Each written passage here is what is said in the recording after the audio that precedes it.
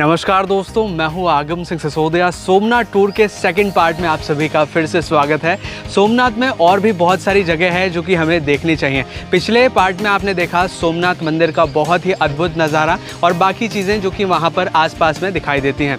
कैसे आप वहां पहुंचते हैं, सारी जानकारी हमने वहां पर प्रोवाइड की है। लेकिन अभी सोमनाथ में हम जा रहे हैं एक बड़ी डेस्टिनेशन को लेकर, क्योंकि बहुत सारे पॉइंट है जो कि सोमनाथ में यहाँ पर हम देखने वाले हैं। यहाँ पर हमने एक ऑटो बुक किया है। सोमनाथ यात्रा में सोमनाथ मंदिर के अलावा लगभग 10 से 15 ऐसे स्थान हैं जो कि ऐतिहासिक दृष्टि से बहुत इम्पोर्टेंट हैं, जहां पर हमें यात्रा के दौरान ज़रूर जाना चाहिए। इन सभी स्थानों की ऑटो से यात्रा करने में लगभग 2.5 से 3 घंटे का समय लगता है। पर इससे पहले कि हम अपनी यात्रा में आगे बढ़ें, मैं आपको सबसे पहले भगवान सोमनाथ के दर्शन कराना चाहूँगा। देखिए, यहाँ से ये है प्रमुख द्वार जहाँ से एंट्री की जाती है। ये देखिए, ये प्रमुख द्वार है, यहाँ से एंट्री करते हैं। और ये है पीछे जो आप ध्वजा देख रहे हैं, जो ध्वज देख रहे हैं, वो है मुख्य मंदिर।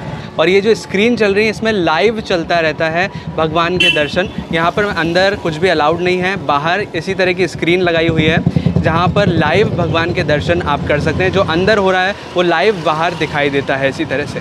तो देखिए, यहाँ से आप देख सकते हैं भगवान का यहाँ पर अभिषेक हो रहा है। अभी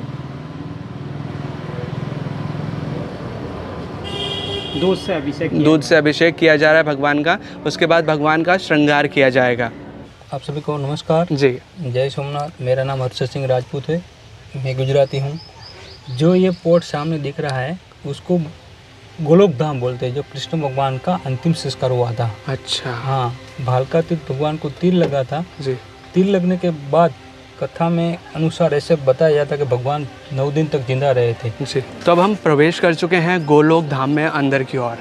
देखिए सर, इसको गोलोक धाम, गोलोक घाट बोलते हैं। अच्छा, यहाँ से भगवान अपने निजधाम प्रस्थान कर गए थे। यहाँ से कृष्ण भगवान का अंतिम संस्कार यहीं पे किया था। हाँ, यहीं से कृष्ण भगवान का अंतिम संस्कार हुआ था। भगवान की जो चरण पादुका बनी, बहुत बड़ा मंदिर बनाने का प्रोजेक्ट है। हिरण नदी है, हिरण नदी गिर में से आते हैं, इसके ऊपर बांध बांधा हुआ है। अच्छा, जो सोमनाथ और वेरावल सिटी को पूरा साल भर का पानी मिलता है। हिरण, सरस्वती और कपिला 3 नदियों का संगम है। उस टाइम समुद्र में तूफान आया था और भगवान का आधा शरीर एक बड़ी लकड़ी के साथ तूफान में बह गया था और निकला था जगन्नाथपुरी। वहाँ इंद्रदमन नाम का राजा का शासन था। उसके सपने में आए भगवान, मेरा आधा शरीर यहाँ समुद्र किनारे निकला हुआ है, तो मेरा यहाँ मंदिर बनाइए। तो जगन्नाथपुरी में मंदिर तो बना दिया, लेकिन समस्या आई तो उसमें प्रतिमा कौन सी रखें जी। फिर वहाँ का जो पंडित जी थे बोले कि प्रतिमा मैं बनाऊंगा। पंडित जी तो थे वही विश्वकर्मा भगवान ही थे। जो लकड़ी यहाँ से गई थी उसी लकड़ी में से कि मैं मंदिर के द्वार बंद रखो, मैं अपने हिसाब से प्रतिमा बनाऊंगा जी। तो मंदिर के द्वार बंद कर दिए और 7 दिन तक थोड़ा थोड़ा टिक टिक टिक टिक थोड़ा थोड़ा आवाज आ रही थी। एक दिन 7वें दिन आवाज बंद हो गई। तो वहाँ के जो महारानी थी उन्होंने द्वार खोल दिए मंदिर के। तो भगवान की जगन्नाथपुरी की आधी प्रतिमा जो बनी थी वो स्थापित हो गई। और कहा जाता है कि हर 12 साल के बाद हृदय जो प्रतिमा चेंज होती है, भगवान का हाथ तो आज भी जीवित है और हर 12 साल के बाद चेंज होती है प्रतिमा। बलराम जी की गुफा, कृष्ण के बड़े भाई बलराम जी जो देखने जा रहे हैं, बलराम जी की गुफा कहा जाता है जी। तो बलराम जी अपने चरण पादुका छोड़ के शेषनाग बन के पाताल चले गए। आज भी वो छेद बना है और यहाँ बलराम जी की प्रतिमा भी रखी हुई है जी। ये कृष्ण के बड़े भाई बलराम जी की प्रतिमा है और नीचे बलराम जी की गुफा है, जहाँ से कृष्ण भगवान के बड़े भाई बलराम जी को पहले भेज दिया था, क्योंकि वो शेषनाग के अवतार थे। जैसे राम अवतार में लक्ष्मण जी शेषनाग थे, उसको भगवान का राम अवतार समय समाप्त हो गया था त्रेता युग का, तो लक्ष्मण जी को पहले भेज दिया था श्री राम ने। तो लक्ष्मण जी शेषनाग बन के सरयू नदी में चले गए थे और बलराम जी द्वापर युग में यहाँ से पाताल चले गए थे। आइए, ओ छेद भी बना हुआ है। हाँ, ये जो शेषनाग के चिन्ह बने हैं और जो ऊपर जो छेद बना है, भगवान श्री कृष्ण के बड़े भाई इसी मार्ग से पाताल चले गए। अच्छा, ये मार्ग है। ये इसी मार्ग से, हाँ, अपने चरण पादुका छोड़ के। हाँ, अच्छा, इसको बलराम जी की गुफा बोलते हैं। जैसे राम अवतार में लक्ष्मण जी शेषनाग थे जी जी, उसको भगवान ने पहले भेज दिया था जी। कोई भी अवतार लिए भगवान ने, सारे अवतार विष्णु भगवान ने लिए। जब उसका समय समाप्त हो जाता है तो सब विष्णु स्वरूप में आएंगे। तो विष्णु भगवान शेषनाग की शैया पर है, चरण पादुका छोड़ के इसी मार्ग से पाताल में चले गए। ये लक्ष्मी नारायण का मंदिर है। अच्छा, भगवान शिव कृष्ण भगवान अपने नारायण स्वरूप में आ गए थे। जब कृष्ण अवतार का शरीर छोड़ दिया फिर अपने नारायण स्वरूप में आ गए थे। ये भगवान विष्णु ने जितने अवतार लिए थे 23 अवतार टोटल लिए थे, उनमें से भगवान का फर्स्ट अवतार था सनंत कुमार, पिक्चर के साथ और स्टोरी के साथ लगे हुए हैं। अच्छा। और लास्ट अवतार था बुद्ध अवतार, 23 अवतार। हाँ। और कल की अवतार कलयुग के हैंड में है, वो भी बाकी है। हाँ। भगवान का द्वापर युग कृष्ण अवतार 21वां अवतार और 20वां अवतार त्रेता युग राम अवतार। हाँ। जो भगवत गीता के 18 अध्याय मंदिर के जी स्तंभ में इस जगह को गीता मंदिर बना। अच्छा, सारे मंदिर ट्रस्ट के अंडर में है। सुबह 6 बजे ओपन हो जाते हैं जी और 9:30 को क्लोज हो जाते हैं। पूरा दिन मंदिर खुला रहता है। सभी मंदिर में 3 आरती होती हैं। जी। तब यहाँ से हम बढ़ रहे हैं संगम की ओर, जहाँ पर हिरण, कपिला और सरस्वती 3 नदियों का संगम है। देखिए अभी हम आ गए त्रिवेणी संगम, जो 3 नदियों का संगम है, हिरण, सरस्वती और कपिला। हिरण नदी जो है वो गिर में से आता है। इसके ऊपर बांध बांधा हुआ है जो सोमनाथ और वेरावल सिटी को पूरा साल भर का पानी मिलता है। और कपिला नदी जो है वो यहाँ आसपास के गांव से आती है। और सरस्वती नदी जो है वो यहाँ से 25 किलोमीटर दूर प्राची तीर्थ से आती है। 100 बार काशी, 1 बार प्राची। और तीनों नदियों का संगम समुद्र से होता है। ये संगम घाट बना है। ये बहती हुई नदियाँ नहीं है, इसलिए गर्मी के मौसम में पानी सूख जाता है। हाँ, और ये त्रिवेणी संगम का महत्व है तर्पण। भगवान श्री कृष्ण ने कहा जाता है कि पूरे 56 कोटि यादवों का तर्पण किया था। यहाँ तर्पण का महत्व है। इसी त्रिवेणी संगम में स्नान करने से चंद्रमा को सही रोग से ठीक हो गए थे। अपने पृथ्वी के आसपास 9 ग्रह है और 27 नक्षत्र है। 27 नक्षत्र दक्ष प्रजापति की कन्या और चंद्रमा की पत्नियाँ, उनमें रोहिणी नाम का नक्षत्र, उसको चंद्रमा ज़्यादा महत्व दे रहे थे। बाकी कन्या सब कंप्लेंट किया था अपने पापा को कि चंद्रमा शिव ज़्यादा रोहिणी को महत्व दे रहे। फिर दक्ष प्रजापति ने चंद्रमा को श्राप दिया था कि 27 नक्षत्र मेरी कन्या है, आपकी पत्नियाँ हैं, आप सबको एक समान रखो। ज़्यादा रोहिणी को महत्व दे रहे हो तो आपको जो चमक पर आपको घमंड है तो आप आकाश से लुप्त हो जाओगे और आपको पूरे बदन में क्षय रोग हो जाएगा। वाइट वाला कोड हो गया। चंद्रमा आकाश से लुप्त हो गए और पूरे बदन में उसको क्षय रोग हो गया। फिर चंद्र और सूर्य बिना तो हमारी पृथ्वी अधूरी है, क्योंकि सूर्य और चंद्र देवता थे। पूरे देवताओं ने चंद्रमा को रास्ता बताया क्षय रोग से ठीक होने का कि आप प्रभात तीर्थ में जाओ। इसको प्रभात तीर्थ बोलता है, दक्षिण तट। वहाँ पर 3 नदियों का संगम है जहाँ हम खड़े हैं, हिरण, सरस्वती और कपिला। उसमें आप डेली स्नान करो तो आपको सही रोग से ठीक हो सकते हो। तो चंद्रमा यहाँ प्रभात तीर्थ में आ गए और यहीं त्रिवेणी संगम में डेली स्नान करते करते यहीं पर 11 लाख महामृत्युंजय का जाप किया। और कार्तिक पूर्णिमा के दिन वो सही रोग से ठीक हो गए और वापस उसका चमक आ गया। और प्रथम ज्योतिर्लिंग सोमनाथ प्रकट हुए 12 ज्योतिर्लिंग में और चंद्रमा को अपनी जटा में धारण किया। ये 15 दिन अंधेरा और 15 दिन उजाला हो जाता है, वो दक्ष प्रजापति के श्राप के कारण। और कहा जाता है जब अमावस की रात होती है तो आज भी त्रिवेणी संगम में चंद्रमा स्नान करने के लिए आते हैं, क्योंकि भगवान श्री कृष्ण ने भी यहाँ 56 कोटि यादवों का तर्पण किया था। और तब से लेकर आज तक कार्तिक पूर्णिमा का हर साल मेला लगता है सोमनाथ का। ऐतिहासिक और सांस्कृतिक मेला होता है। उस टाइम भीड़ भी ज़्यादा होती है और वो नज़ारा भी देखने जैसा देखने जैसा होता है। कार्तिक पूर्णिमा का चंद्रमा आप किसी भी क्षेत्र में देखना एकदम चमकता होगा। रात को 12 बजे महाआरती होती है, 12 बजे तक मंदिर खुला रहता है। और साल में एक बार चंद्रमा अपना जो मेन मंदिर है सोमनाथ का, रात को 12 बजे एकदम ठीक शिखर पर आ जाते हैं साल में एक बार।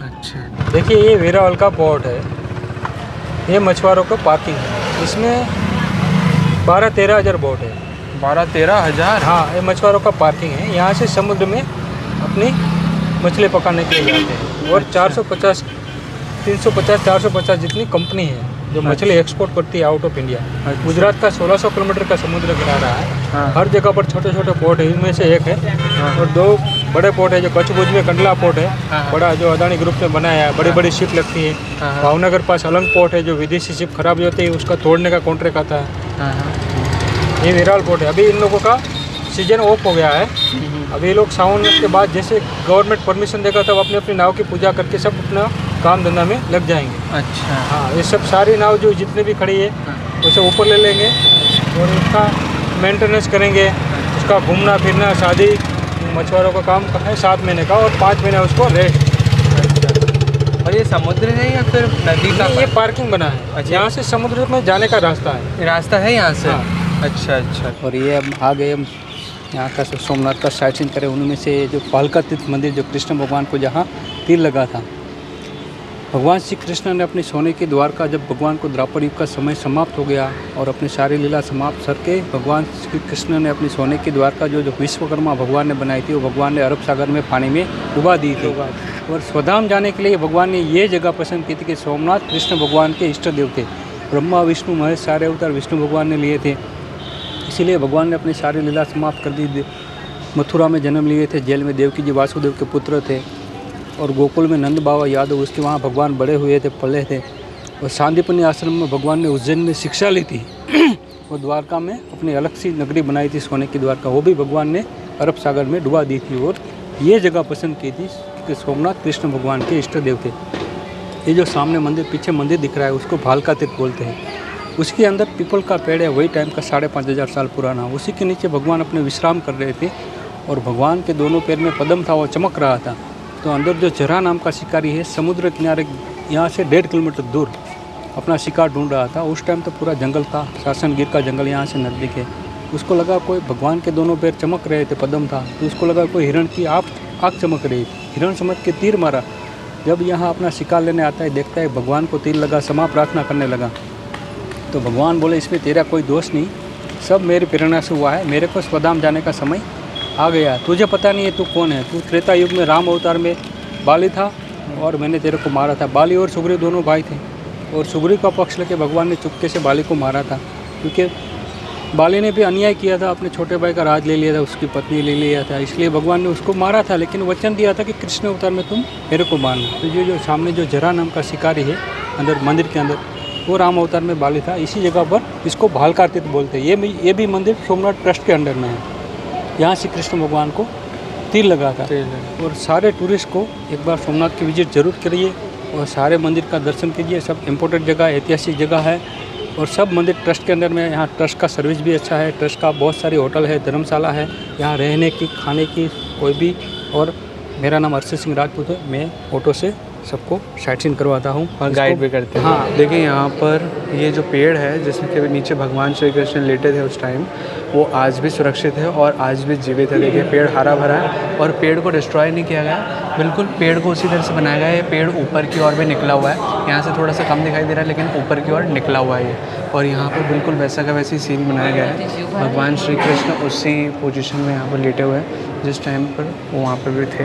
यहाँ भगवान को तीर लगा था, और यहाँ से भगवान को अर्जुन त्रिवेणी संगम ले गए थे। त्रिवेणी संगम में भगवान ने अपने वंशों का तर्पण किया था, और जो गोलोक घाट जो देखे, वहाँ भगवान का अंतिम संस्कार हुआ था। वहीं से भगवान स्वधाम चले गए थे। अब हम आ गए हैं वेणेश्वर महादेव।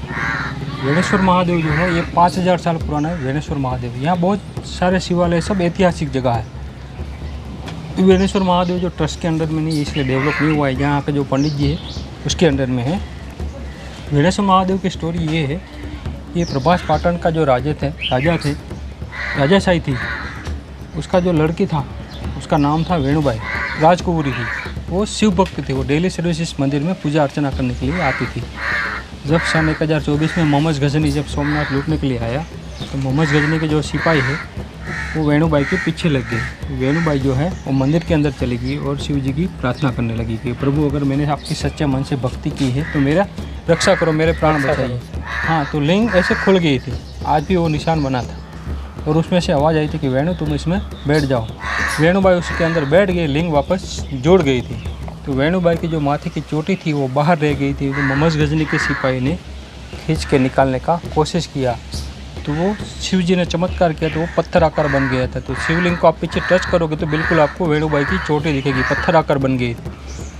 फिर मोहम्मद गजनी के सिपाही को लगा ये तो अभी पत्थर है, आधी शिवलिंग ही काट के निकाल लेते हैं, जाएगी कहाँ। तो शिवलिंग को काटने लगे। आज भी बड़े बड़े घाव के निशान है उसमें, कुलाड़ी, भाला, बरसी घाव से, लेकिन टूटा नहीं। हाँ, शिवलिंग को काटने लगे। तो शिव जी एकदम क्रोपायमान हुए, उसमें से जहरी मधुमक्खी छोड़ी थी, जिसको भी डसे वही मर जाता था। पूरे सैन्य को नष्ट कर दिया था। तब से लेकर आज तक वेणुबाई इसी के अंदर है। वेणुबाई के ऊपर से वेणेश्वर महादेव, ये शिवलिंग अद्भुत है। ये एक लोटा जल का भी चढ़ाई है, इसको वेणेश्वर महादेव बोलते हैं। वेणुबाई के ऊपर से वेणेश्वर महादेव। अरब सागर के किनारे, दक्षिण अरबी समुद्र किनारे आ गया। ये जो पीछे जो अपने बोट दिख रही है जी, ऐसी 10-12 हज़ार है यहाँ पर। और ये अभी जो बोट है वो नया बन रहा है। अच्छा, हाँ, और एक बोट बनने में 5 से 6 महीना लगता है और 55 लाख का खर्चा आता है। 55 लाख। और यहाँ के मछुआरों के पास एक के पाँच 6 बोट होती है। हाँ। अभी जो ये सामने पुराने हैं, हाँ। अभी इन लोगों का सीजन ऑफ हो गया, हाँ। इसलिए मेंटेनेंस के लिए ऊपर, क्योंकि गवर्नमेंट परमिशन नहीं देता है। अच्छा। हाँ, अभी इन लोग मेंटेनेंस करेंगे, मछुआरे लोग घूमना फिरना, शादी, वो सब चलता है। अच्छा। जैसे गवर्नमेंट परमिशन देगा, सावन मास के बाद अपनी अपनी बोट नाव में पूजा करके वापस पानी में डाल देगी। अच्छा। इसको अरब सागर बोलते हैं। इसकी लहरें तेज होती है क्योंकि ज़मीन का हिस्सा ही नहीं है, सीधा दक्षिण दूर टच होता है एटलांटिक महासागर होके। अच्छा। हाँ, नीचे जो शिवलिंग है 6 घंटा पानी में डूब जाते हैं जी। 6 घंटा पानी दूर चला जाता है। इस जगह को बाणगंगेश्वर बोलते हैं। क्या बोलते हैं? बाणगंगा। और ये 2 शिवलिंग है यहाँ पे? हाँ, 2 है, एक आगे है। अच्छा, ये 3 है। हाँ, 6 घंटा पानी में। पास आएंगे थोड़ा सा। ये भगवान शिव के 3 शिवलिंग है, एक यहाँ पर, एक वहाँ पर और एक आगे है, थोड़ा सा आगे। अच्छा, ये 6 घंटा पानी में रहते हैं। अच्छा। और ये जो नावें जो जा रही हैं ये सभी फिशरमैन्स की हैं? मछुआरों का है। अच्छा। जो हमने देखा था ना वो पार्किंग। हाँ। सब मछली पकड़ के आ रहे हैं। अच्छा, मछलियाँ पकड़ के पार्किंग में। अच्छा। पकड़ने वाले उसके पास से खरीद लेते हैं। अच्छा। उसका प्रोसीजर होता है, फ्रीजर में डालते हैं। हाँ। लेबोरेटरी होता है। हाँ। और एक्सपोर्ट होता है। एक्सपोर्ट होता है। यहाँ से आउट ऑफ इंडिया एक्सपोर्ट होता है, पूरा कंटेनर भर के जाती है मछली। अच्छा। ये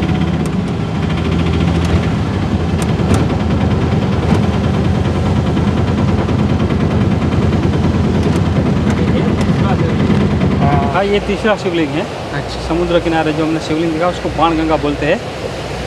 इसमें प्रभात तीर्थ में बहुत सारे मंदिर थे, मैंने आपको पहले बताया, आज भी बता रहा हूँ कि प्रभात तीर्थ में बहुत सारे शिवालय थे और बहुत सारे 12 तो सूर्य मंदिर थे और हीरे जवाहरात का व्यापार भी था। और जरा नाम के शिकारी ने यहाँ से तीर छोड़ा था भगवान को और वहाँ श्री कृष्ण भगवान को लगा था यहाँ 1.5 किलोमीटर दूर। अच्छा, यहीं से छोड़ा था? हाँ। और यहाँ पर मेन सिटी वेरावल है। वेरावल और सोमनाथ का डिफरेंस है 8 किलोमीटर का। सोमनाथ तो तीर्थ धाम है, सोमनाथ का जो रेसिडेंट एरिया है वो शॉपिंग करने के लिए जी वेरावल सिटी में जाना पड़ता है। वेरावल और सोमनाथ के बीच में है जो बालका तीर्थ मंदिर और ये बाणगंगा समुद्र किनारे। हाँ, कृष्ण भगवान को 2 श्राप लग गए थे। एक तो गांधारी ने श्राप दिया था, दूसरा दुर्वासा मुनि जब कृष्ण भगवान को मिलने के लिए द्वारका में गए तो कृष्ण भगवान का लड़का और यादवों को क्या मन में सुझा उसकी मजाक कर दी। दुर्वासा मुनि जो है तपस्वी थे, योगी थे, उसके गर्म दिमाग के थे जी। तो जेंट्स को लेडीज़ का कपड़ा पहना के तांबा सा बड़ा सा बर्तन लपेट के प्रेग्नेंट जैसा कि बाबा जी इसको लड़का होगा कि लड़की होगी।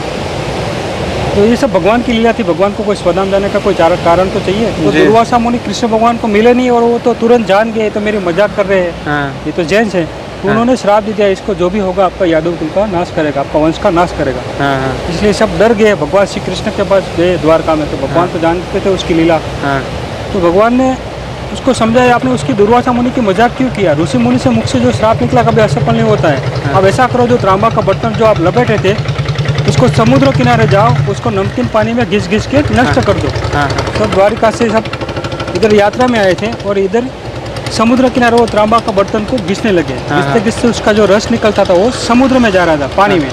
उसमें पेन नाम का पौधा निकला, खंजर जैसा। सब आपस में मदिरा पान करके लड़ के समाप्त हो गए और इतना टुकड़ा बचा था वो घिसा नहीं जा रहा था, वो समुद्र में फेंक दिया था। वो मछली खा गया था। वही मछली जरा नाम का शिकारी जो तीर मारने वाला यहाँ अपना शिकार ढूंढ रहा था, उसके हाथ में वो मछली आया, मछली को काटा तो ये टुकड़ा निकला, ये तो मेरा तीर बनने जैसा है। वही तीर से कृष्ण भगवान मतलब वो अंतिम यादव कुल के श्री कृष्ण भगवान बच गए थे, वो भी उसी तिनके से मारे गए यादव थे। अच्छा, पूरा लिंक है ये। हाँ, सभी तो को। हाँ, ये जो पीछे मंदिर है इसको सन टेम्पल कहा जाता है, सूर्य मंदिर। ये 5000 साल पुराना सूर्य मंदिर है। ये प्रभात तीर्थ में 12 सूर्य मंदिर थे, उन्हीं में से एक ही बचा है। और बहुत सारे शिवालय थे और हीरे जवाहरात का व्यापार भी था, जवेरी बाजार थी। मोहम्मद गजनी ने 17 बार आक्रमण करा है और 17 बार लूटा है। सूर्य नारायण मंदिर। ओम नमो नारायण। ओम नमो नारायण। मेरा नाम शैलेश गिरी हसमुखगिरी गोस्वामी है। मैं इस मंदिर का पुजारी हूँ। ये मेरा बाप दादा पीढ़ियों से मंदिर मेरे हस्तक में है। यहाँ पे हर यात्री आता है, भगवान सूर्यदेव का आशीर्वाद लेके जाता है। यहाँ भगवान सूर्यदेव और माता देवी छाया भी है साथ में। ये प्राचीन मंदिर है, पांडव काल का। ये जब 5 पांडवों ने बनाया था ज्ञातवास के समय पे, तभी का मंदिर है। 5500 साल पुराना मंदिर है। ये प्राचीन मंदिर के साथ सूर्यकुंड बना हुआ है। गर्मी हो ठंडी हो कोई भी मौसम हो, इसमें पानी सूखता नहीं है। अच्छा अच्छा सदाबहार पानी ऐसा ही रहता है। अच्छा। हाँ, और यहाँ पीछे कुछ है क्या? ना बस ऐसे ही है। अच्छा, यहाँ। हाँ। प्राचीन कुंड है, भगवान सूर्य की यहाँ पर भी प्रतिमा है। 5 पांडव हो गए, ज्ञातवास के टाइम गुफा बनाई थी और गुफा के अंदर 5 पांडव की कुलदेवी माता हिंगलाज माता है। कहा जाता है कि यहाँ कुंता माता डेली सर्विस यहाँ पूजा करने के लिए आती थी। 5 पांडवों की कुलदेवी माता है, दोनों नाम से जाना जाता है, 5 पांडवों की गुफा और हिंगलाज माता की गुफा। ये जो 5 पांडवों की प्रतिमा रखी हुई है, 5 पांडव और द्रौपदी और सिद्धिविनायक, ये 5 पांडव के नीचे कुलदेवी माता है। तो सारे टूरिस्ट को जब सोमनाथ आओ गुफा के विजिट जरूर करना। यही है जो गुफा, गुफा का अंदर का नज़ारा, जो हिंगलाज माता का दर्शन अभी थोड़ी देर में अंदर से जा रहे हैं हम लोग गुफा के अंदर। यहीं से अंदर गुफा है। एक ही आदमी जा पाता है। अच्छा अच्छा 5-5 आदमी जाने देते हैं। अच्छा 5-5 आदमी जाने के बहुत। तब यहाँ से हम प्रवेश कर रहे हैं गुफा के अंदर। बहुत ही नैरो रास्ता है, लेकिन थोड़ा सा यहाँ पर आर्टिफिशियल वर्क कर दिया गया है। नीचे आना होता है, देखिए बैठ करके। देखिए सर आ रहे हैं, ये नीचे आ गया जी। देखिए अभी हम आ गए गुफा के अंदर। हाँ, जो 5 पांडव की कुलदेवी माता है। कहा जाता है कि यहाँ हिंगलाज माता की पूजा करने के लिए कुंता माता आती थी। भगवान माता जी की जो मेन जगह है पाकिस्तान में बलूचिस्तान में, तो 5 पांडव की कुलदेवी माता है।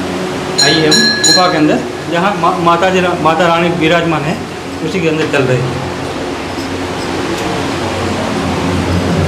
हम गुफा के अंदर आ चुके हैं।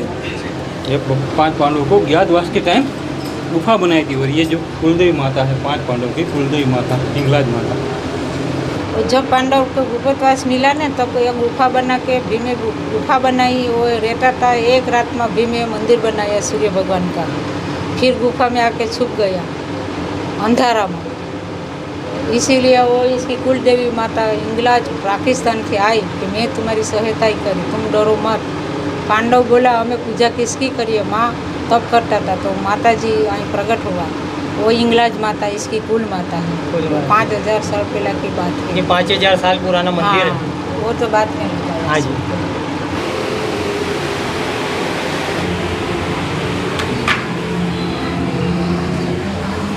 सिद्धेश्वर महादेव मंदिर है यहाँ पर, पांडव गुफा के पास ही। पांडव कालीन ही है। यहाँ पर भी गुफा है क्या अंदर? हाँ, यहाँ पर भी थोड़ा सा गुफानुमा स्ट्रक्चर बना हुआ अंदर। ये देखिए, ये पुराने टाइम की हैं गुफाएं सारी। देखिए कामनाथ महादेव जगत गुरु शंकराचार्य जी की गादी शारदा पीठ है। अच्छा। जो अपने 4 पीठ है ना, उनमें से यह है आदि शंकराचार्य। आइए हम अंदर दर्शन करने के लिए। जगत गुरु शंकराचार्य जी महाराज। जगत गुरु शंकराचार्य जी महाराज। जब भगवान ने नरसिंह अवतार लिए थे, हिरण्यकश्यप को मारा था, प्रहलाद को आया था। नरसिंह भगवान का मंदिर, भगवान विष्णु का अवतारी कामनाथ महादेव। कामनाथ। हाँ, यहाँ पे ये पंडित जी है। ये सिद्धिविनायक है, बीणमंजन देव। 12 ज्योतिर्लिंग का दर्शन है। अच्छा, 12 ज्योतिर्लिंग एक साथ बनाए हैं। आदि शंकराचार्य जी की गुफा है। शंकराचार्य जी की गुफा कहा जाता है कि जो अपने अनुष्ठान के लिए इसी गुफा से है।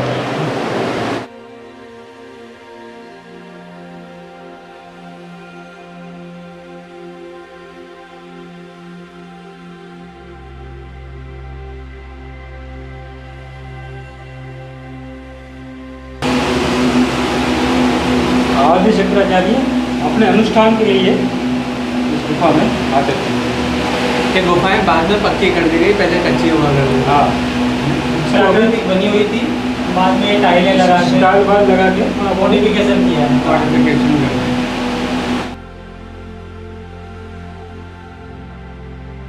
देखिए ये है राम जी मंदिर, जहाँ परशुराम तपस्या की थी और राम जी मंदिर अभी कृष्ण ने बनाया है। आइए हम अंदर राम जी का दर्शन करते हैं। देखिए इस जगह को परशुराम तपोभूमि कहा जाता है। यहाँ परशुराम ने तपस्या की थी।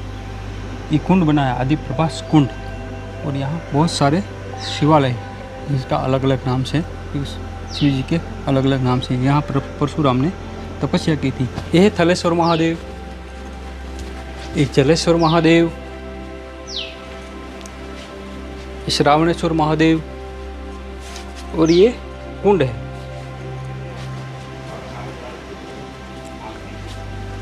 ये है इंद्रेश्वर महादेव।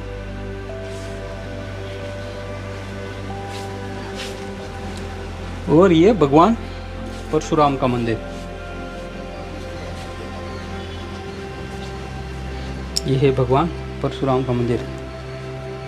भगवान परशुराम ने यहाँ अपनी तपस्या की थी। देखिए ये है राम मंदिर। राम मंदिर के आगे, मंदिर के अंदर आगे है ये राम जी मंदिर, श्री राम मंदिर अभी ट्रस्ट ने बनाया है। जो मेन जगह जो परशुराम की है, परशुराम की तपोमाला जो परशुराम भगवान ने तपस्या की थी, वो नीचे की ओर हमने दर्शन किया। अब हम जा रहे हैं मंदिर की ओर।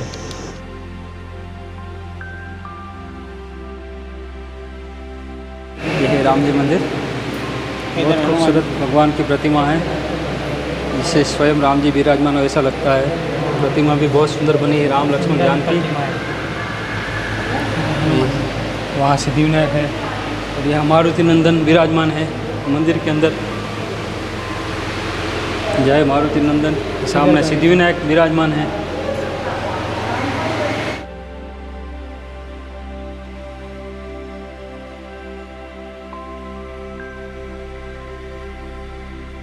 देखिए सोमनाथ में एक बहुत ही इंटरेस्टिंग जगह है, दैट इज़ सोमनाथ बीच, और उसकी ओर अब हम बढ़ते जा रहे हैं। यहाँ देखिए काफ़ी सारी शॉप्स हैं, काफ़ी सारी दुकानें हैं, जैसे कि कुछ कोल्ड ड्रिंक्स की दुकानें हैं, कुछ नारियल पानी की दुकानें हैं।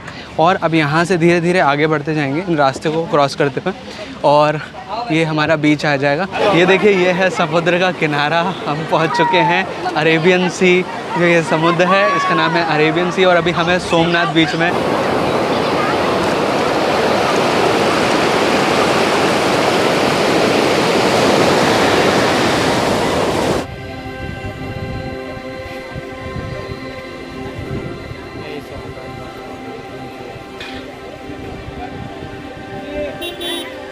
तो देखिए ये था हमारा सोमनाथ दर्शन, पूरा का पूरा कंप्लीट टूर जो कि सर के साथ हमने किया। पूरा का पूरा सर ने पूरी की पूरी हिस्ट्री के साथ हर चीज़ को एक्सप्लेन किया। हमें काफ़ी अच्छा लगा। आपको एक्सपीरियंस कैसा लगा?